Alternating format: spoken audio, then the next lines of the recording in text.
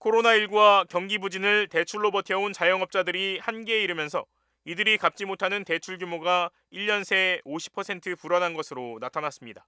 신용평가기관 나이스평가정보가 국회 기획재정위원회 소속 양영숙 더불어민주당 의원에게 제출한 개인사업자 가계기업대출 현황 자료에 따르면 작년 12월 말 현재 약 335만 8,500명의 개인사업자는 모두 1,109조 6천여억 원의 금융기관 대출을 안고 있었습니다.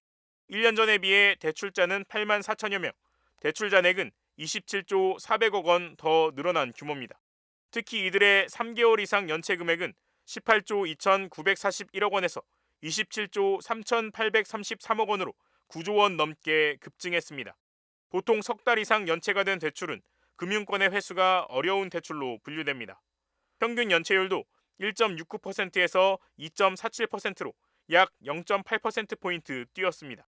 3개 이상의 금융기관에서 빚을 내 추가 대출이 사실상 불가능한 자영업 다중채무자의 상황도 지난 1년간 더 나빠졌습니다.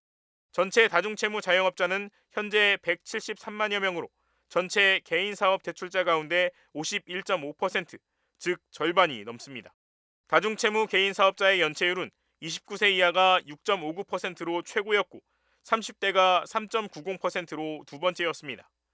영업 규모나 자산 등의 측면에서 아직 자리를 잡지 못한 20, 30대 젊은 자영업자들이 대출 원금과 이자 상환에 큰 어려움을 겪고 있는 것으로 추정됩니다. 당분간 고물가와 고금리가 이어질 전망이어서 한계 상황에 내몰린 자영업자들, 그 중에서도 20, 30대 젊은 자영업자들의 고통이 더욱 커질 것으로 보입니다. 지난 2022년부터 시작된 고금리로 대출이 있는 가정은 대부분 이자 비용이 껑충 뛰었습니다. 원금하고 이자하고 해서 지금은 한 145만 원 정도 내고 있어요. 자체적인 물가들이 다 올라서 힘들고 사실 벌이를 더하는 수밖에 없어서 그거에 대한 좀 고민을 하고 있어요. 지난해 각 가정에서 이자로 내는 월 평균 비용은 13만 원. 1년 전보다 31.7% 늘면서 관련 조사를 시행한 2006년 이후 가장 큰 폭으로 증가했습니다. 물가 영향을 뺀 실질 이자 비용만 들여다보더라도 27.1% 상승해 역시 역대 최대폭입니다.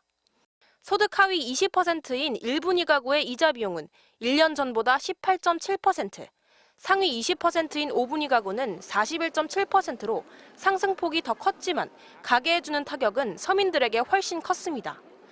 이자 부담이 증가했어도 상위 20% 가구는 오히려 지출을 크게 늘린 반면 유일하게 하위 20%인 1분위 가구만 식음료 비용 등을 줄이면서 지출이 0.5% 줄었습니다. 주택 구입 목적 등으로 인해서 가계가 빌리는 부채의 규모가 계속해서 늘어나고 있는 가운데 대출금리도 높은 수준을 유지함에 따라 가계의 금융 비용 부담이 계속 커지고 있는 것으로 보입니다. 자영업자 대출 가운데 원금 또는 이자 상환이 3개월 이상 연체된 금액도 1년 만에 18조 원에서 27조 원으로 50% 가까이 급증했습니다. 특히 20대 자영업자의 연체율이 최고였고 30대가 그 뒤를 이어 젊은 자영업자들이 큰 어려움을 겪고 있는 것으로 나타났습니다. MBC 뉴스 김세영입니다. 최근 집 한 채가 경매로 나온 서울의 한 주상복합단지 아파트입니다. 한때 14억 원까지 올랐지만 최근 감정가는 10억 원. 집주인이 전세보증금 5억 원을 날짜에 내주지 못해 경매에 붙여졌는데 이마저 유찰됐습니다. 최근 부동산 경기 침체에 고금리까지 겹치면서 이런 경매 물건이 늘어나고 있습니다. 대출 원리금을 제때 갚지 못해 금융권이 강제로 경매에 넘기는 임의경매 신청 건수는 지난해 10만 5,614건으로 2014년 이후 9년 만에 10만 건을 넘었습니다. 특히 아파트나 오피스텔의 경매가 1년 만에 62% 급증했습니다. 하지만 집값이 떨어지는 상황에서 선뜻 집을 사려는 사람은 없습니다. 매매가가 15억이다 하면은 나는 10억이면 사겠다, 11억이면 사겠다 이렇게 하거든요. 그러니까 당연히 안 되죠, 거래 자체가. 1월 넷째 주 전국 경매 낙찰률은 28%로 경매 물건 3개 중 2개는 유찰됐습니다.